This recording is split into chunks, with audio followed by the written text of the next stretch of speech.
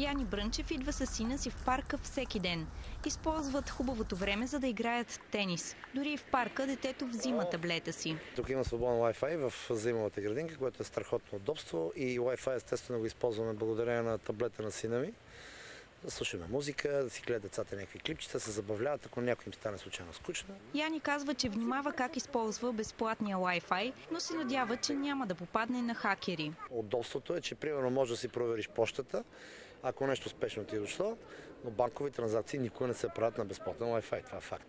Оказва се обаче, че е опасно да проверяваме дори почтата си, ако не използваме мобилния интернет.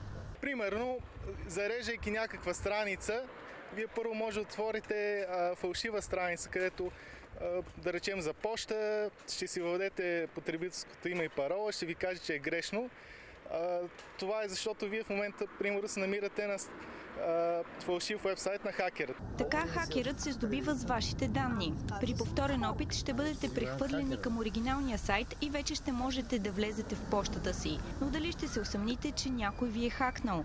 Има още много начини за кражба на информация от потребителите, които използват обществен Wi-Fi. Например, рутерът може така да бъде настроен, че да се получават копия от информацията, която ние обменяме чрез него. Ако пуснем, примерно, наш access point, наша точка за достъп бежична, която има подобно име на истинската, или дори ние може да направим така, че чрез заглушаване на сигнала на истинската, хората да се връзват към нашата фалшива точка за достъп. По този начин може цялата информация, която те обменят с интернет, да минава през наш лаптоп.